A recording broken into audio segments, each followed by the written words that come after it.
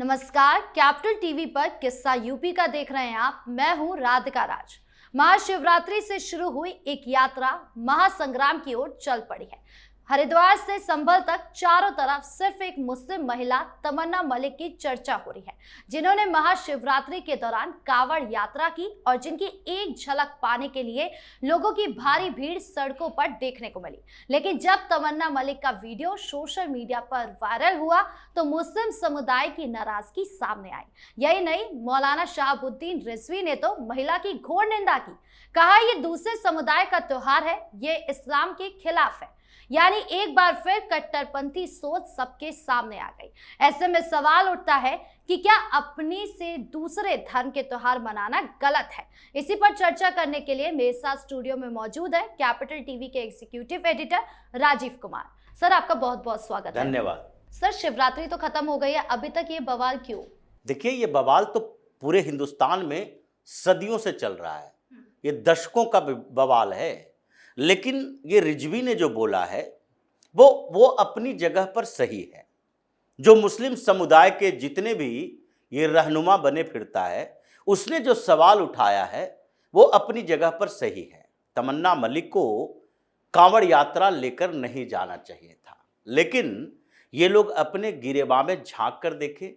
अगर तुम ये कहते हो कि नहीं, दूसरे धर्म का पर्व त्योहार, तुम्हारी आस्था केवल एक जगह होनी चाहिए, आस्था विचलित नहीं होनी चाहिए, तो ये बात तो दूसरे के लिए भी कहोगे।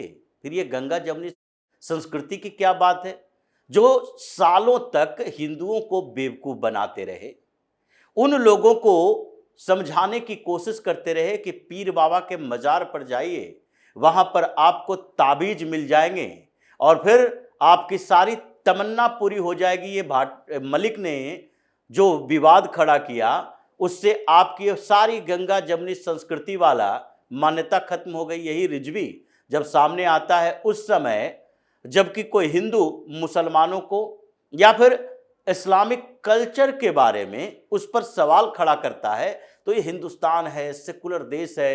ये सेकुलरिज्म का मतलब क्या होता है? सेकुलरिज्म ये पंथ निरपेक्षता की बात होती क्यों है? इसलिए होती है कि सेकुलरिज्म एक सोच के लेवल पर होना चाहिए, चाहे ये सोच समाज के लिए हो या फिर मजहब और धर्म के लिए हो। और हिंदुओं की सोच सेकुलर है, वो अपने आप में सेकुलर है, क्योंकि दूसरे के ऊपर ये पत्थर नहीं मारता, दूसरे के विचारों पर भी पत्थर नहीं मारता।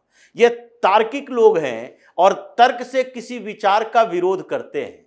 ये कभी भी तलवार से किसी विचार का विरोध नहीं करते रहे। ऐसा होता तो पूरी दुनिया में सनातन संस्कृति का डंका बजा होता। जो बाद में मजहब आया, जो दूसरे कुछ धर्म आए, उन लोगों को देखने के बाद अब अफसोस होता है इस बात के लिए हिंदुओं को, या सनातन संस्कृति के विस्तार की बात करने वाले उन लोगों को, वो अपने पूर्वजों के ऊपर सवाल खड़ा करते हैं कि 10,000 साल पहले जो हमारी संस्कृति थी, एक जीवंत धर्म लेकर चल रहे हो, और 10,000 साल पहले से तुमने किया क्या? एक छोटे से क्षेत्र में रहकर खुश हो गए। अगर उस समय ही सनातन संस्कृति का प्रचार प्रसार किया होता, अगर महत्वाकांक्षा जागी होती साम्राज्य विस्तार से संस्कृति विस्तार तक के लिए, तो वो आज सामने में दिखाई पड़ता कि ये केवल भारतीय प्रायद्वीप का धर्म बनकर नहीं रहता, ये यहाँ से चलता हुआ हिमालय क्रॉस करके अरब तक पहुँचता और अरब से होता हुआ अफ्रीका तक पहुँचता और उधर यूरोप तक चला जाता। एक समय जिसे हम सम्राट कह के थकते नहीं है, सम्राट अशोक जी। जो सम्राट तो कहा जाना चाहिए था चंद्रगुप्त मौर्य को, लेकिन सम्राट अशोक बताया गया क्योंकि उसने सनातन धर्म को धोखा दिया, हिंदुओं को धोखा दिया, और हिंदुस्तान में ये प्रचलित हो गया है। इतिहास में उन लोगों को बढ़ा चढ़ाकर पेश किया जाता रहा है जो हिंदुओं के खिलाफ काम करता रहा इनडायरेक्टली। अगर ये सम्राट अशोक बौद्ध धर्म स्वीकार करने के बाद उसके प्रचार प्रसार के लिए इतने दूत नहीं भेजे होते, और उस समय के बाद उन देशों में बौद्ध धर्म का प्रचार प्रसार नहीं हुआ होता तो आज ये जापान, सिंगापुर, चाइना, ये पूरा मंगोलायड रीजन और उससे श्रीलंका तक, इन सारे जगहों पर सनातन का परचम लहराता या बौद्धिस्ट होते। अगर सनातन होता चीन के अंदर तो स्थिति कुछ और होती, क्योंकि फिर वहां वामपंथी उभर नहीं पाता और न ही बौद्ध धर्म जो वहां पर धीरे धीरे दबता गया, कंफ्यूशियसवादी हो गए, मायोवादी हो गया, वो भी नहीं हुआ होता, क्योंकि सनातन संस्कृति ऐसे जीवंत संस्कृति है, ये ऐसा जीवंत धर्म है कि जिस जगह पर गया है प्रफुल्लित होता रहा, दबाव में नहीं आया। भले ही आधुनिक समय में इसको दबाने की कोशिश हमारे अपने लोगों ने की।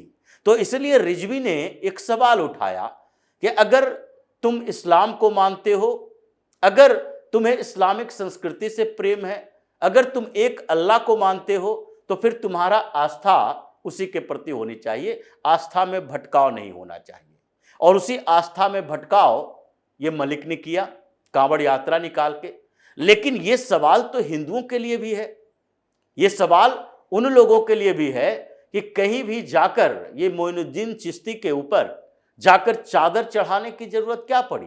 ये चिश्ती का पूरा बैकग्राउंड जो है वो भारत में सूफी आंदोलन जो चला, इन लोगों का वो कट्टर इस्लाम से सॉफ्ट इस्लाम की तरफ बढ़कर हिंदुओं को भ्रमित करने वाला ही था। ये तो इन लोगों को सोचना चाहिए कि जितने भी ये सूफियों की बात की जाती है इस्लाम में जो भारत में रहा, चाहे निजामुद्दीन औलिया का दरगाह ही क्यों ना हो, ये हर जगह पर इन लोगों ने कन्वर्जन का एक बड़ा रैकेट तैयार किया, क्योंकि इन लोगों को लगने लगा था कि हिंदुस्तान में जितना प्रताड़ित करके कन्वर्ट किया जाना था, शासकों के द्वारा जितना कन्वर्जन करवाया जाना था, वो हो चुका है। अब ये लोग इतने मजबूत हो गए लड़ते लड़ते इस्लामिक आक्रांताओं से कि अब तलवार के बदौलत इसे कन्वर्ट नहीं करवाया जा सकता। तो दूसरा तरीका क्या है? दूसरा तरीका यही है कि सॉफ्ट इस्लाम को लाओ, जिस इस्लाम के अंदर संगीत पर प्रतिबंध है, गैर इस्लामिक माना जाता है। ये सूफी दरगाहों में संगीत कैसे बजने लगे, वहां पर एक कव्वाली कैसे चलने लगी, अगर ये इस्लामिक नहीं है तो। लेकिन इस्लामिक मानना न मानना नहीं, इन लोगों ने एक शातिराना तरीका अपनाया था कि नहीं, इन दरगाहों में रखो, ये वैसे जगहों पर बनाओ जहां से व्यापार होता हो, जहां से रास्ता निकलता हो, हजारों लोग जाते हों, वहां शासक के यानी कि जो उस समय का सुल्तान था उससे पैसे लेकर उन खानकाहों में दूसरे के खाने पीने की व्यवस्था करो, पानी की व्यवस्था करो, तालाब बनवाओ। आते जाते थके हारे लोग वहां खाना भी मुफ्त में खाएंगे, पानी भी पिएंगे, धीरे धीरे तुम्हारे नजदीक आएंगे और फिर उसके ऊपर इस्लामिक जादू करो, फिर उसे कन्वर्ट करवाओ कि नहीं नहीं देखो हम लोग किस तरीके से भाईचारा की बात करते हैं। ये तलवार लेकर चलने वाला धर्म भाईचारा की बात ही सिर्फ इसलिए करता क्योंकि उसे अपने मजहब में दूसरे को शामिल करना है। यही रिजवी की बात है। सर, जब मुस्लिम समुदाय में कोई महिला है वो मंदिर चली जाती है, शिवरात्रि मना रही है या कुछ भी करती है, तब विरोध होता है। लेकिन जब हिंदू समुदाय से कोई मस्जिद चला जाता है, गुरुद्वारे जाता है, तब कोई विरोध नहीं देखने के लिए मिलता। ऐसा क्यों? देखिए, ये तो हिंदुओं की गलती है। जब समय जैसा हो उस समय के साथ अपने आप को बदलना चाहिए। बदलाव, परिवर्तन, गतिशीलता जरूरी है समाज के लिए, संस्कृति के लिए। अगर आप गतिशील नहीं होगे तो अवरुद्ध हो जाओगे। अवरुद्ध होने का मतलब है कि जिस तरीके से तालाब में पड़ा पड़ा जल, पानी दूषित हो जाता है, बहती हुई जो नदियां होती है वो स्वच्छ होती है, उसी तरीके से आपकी संस्कृति भी दूषित हो जाएगी, कमजोर हो जाएगी, धर्म कमजोर हो जाएगा। अगर अभी के दौर में सारे लोग जो अलग अलग समुदायों के हैं ये अपने अपने धर्म और संस्कृति के प्रति इतने कट्टर हो चुके हैं, तो हमें भी कट्टर होना चाहिए। ये हिंदुओं के अंदर से आवाज उठनी चाहिए। लेकिन हिंदुओं के अंदर से आवाज किस बात के लिए उठती है? उठती है अभिमुक्तेश्वरानंद के तरफ से। आपस में लड़ाओ, आपस में एक दूसरे से गुत्तम गुत्ती करो, सिर्फ हठ करो अपने बेवकूफी के कारण। इसलिए हिंदुओं की कमजोरी हिंदुओं के अंदर ही है।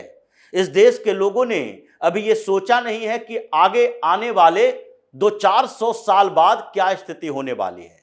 वर्तमान में सोचते हैं जिस तरीके से 700-800 साल तक इस्लाम यहां पर शासन डायरेक्ट इनडायरेक्ट करता रहा और उसके बाद उसका परिणाम देखने को मिला कि हमारा एक टुकड़ा लेकर पाकिस्तान बना लिया, एक टुकड़ा लेकर बांग्लादेश बना लिया। ये आज नहीं तो कल ये भविष्य तय करेगा। 200 साल 400 साल कोई ऐसी स्थितियां नहीं होती है कि वो जाते हुए आपके 3-4 पीढ़ियों बाद आपके ऊपर सवाल नहीं उठाएंगे, जैसे हमारे पीढ़ी के लोग अपने ऊपर के लोगों पर सवाल उठा रहे हैं कि अगर 1947 के अंदर कांग्रेस के उन दलालों ने या फिर भारत पर शासन करने वाले उन पार्टियों ने यह मान लिया होता कि अगर एक पाकिस्तान जैसा मुल्क बन रहा है मजहब के नाम पर, तो हिंदुस्तान में यह हिंदू राष्ट्र क्यों नहीं हो सकता जिसकी भावनाएं, जिसकी आत्मा हिंदुओं के ऊपर है, सनातन में है। उन भावनाओं का भी कदर नहीं किया, एक और टुकड़े होने के लिए मुसलमानों को यहां बसा लिया। तो जो स्थिति हिंदुओं ने पैदा की है उसकी भुक्तभोगी तो इसी को होना पड़ेगा। आज भी घरों में यह बात होनी चाहिए कि क्या तुम्हारे अपने धर्म, अपने ईश्वर, अपने देवताओं के ऊपर भरोसा इतना कमजोर हो गया है जो तुम्हें दूसरे जगह पर जाकर मत्था टेकना पड़ता है। ये चारों तरफ से जो गंगा जमुनी संस्कृति का छलावा किया गया और उस जाल में केवल हिंदू फंसता रहा, कोई और नहीं फंसा। हम गुरुद्वारों की बात नहीं करते, हम बौद्ध टेम्पल की बात नहीं करते, ये सब हमारे अपनी संस्कृति का हिस्सा है। लेकिन इस्लाम ये कौन सी हमारी संस्कृति का हिस्सा है? ये तो उधार ली हुई संस्कृति है जो आज भी अरब के उन लोगों का, जो कि पहले भारत में जिस तरीके से सभ्यता संस्कृति डेवलप हुई थी उस समय वो जंगली लोग हुआ करता था, उसके इशारे पर आज भी यहां जंगली टाइप का रहता है। वही तरीका अपनाता मरुस्थल राजस्थान रेगिस्तान वाले इलाके में जहां पानी की इतनी किल्लत, तो वो जिस बर्तन का इस्तेमाल करेगा वैसा ही बर्तन यहां भी इस्तेमाल किया जाएगा। जिस जगह पर ये रेगिस्तानी इलाके में खजूर के अलावा कुछ और फ्रूट्स नहीं होते, उन जगहों के अनुसार यहां पर हमें रोजा तोड़ने के लिए खजूर खाना जरूरी है, जबकि भारत जैसे देश विविध प्रजातियों के फ्रूट्स यहां होते हैं, किसी से भी तोड़ा जा सकता है। तो ये वैसा कौम है जो अपने जन्म स्थल के जगह से ही आते हुए यहां तक उसी संस्कृति की साथ में चल रहा, उसका वहन कर रहा है। तो इसलिए भारत में हिंदुओं को यह सचेत होना चाहिए, उसे सोचना चाहिए कि दरगाहों पर, ये सूफी खानकाहों में, यहां तक कि ये एएसआई के प्रोटेक्टेड कुछ मस्जिदों में, जामा मस्जिद जाकर देखना है, क्या देखोगे वहां जाकर? कुछ देखने के लायक है ही नहीं। तुम्हें ये तुम्हारे दिमाग में इतिहास में भर दिया गया, दिल्ली जाना है तो जामा मस्जिद भी एक जगह है। क्यों जाना है तुम्हें वहां? दीवार देखने के लिए जाना है? तो इसलिए इस तरह की स्थितियां हिंदुओं के लिए पैदा कर दी गई है। अब सचेत होने की जरूरत है। तो रिजवी जैसे लोग वही हिंदुओं को सचेत कर रहे हैं। ये हिंदुओं के लिए दुश्मन नहीं, ये अच्छे लोग हैं, हमारे लिए अच्छे लोग हैं। ये ऐसे ही भड़काएं ताकि हिंदुओं को अपनी गलती का एहसास हो। जब तक सामने से क्रिया नहीं होती, प्रतिक्रिया उस पुरजोर तरीके से नहीं होती, इन लोगों से क्रिया करने दो। प्रतिक्रिया हिंदुओं ने करना शुरू कर दिया है, कुछ और वक्त लगेगा सचेत होने में, सतर्क होने में। अगर शासन व्यवस्था इसी तरह से चली, ऐसे ही शासन में कम से कम पॉलिटिकल हिंदू बने रहे, तो आध्यात्मिक हिंदू बने रहने के लिए और एक चेतना जागृत हो सकती है। जी, इस मुद्दे पर जानकारी देने के लिए आपका बहुत बहुत धन्यवाद। धन्यवाद।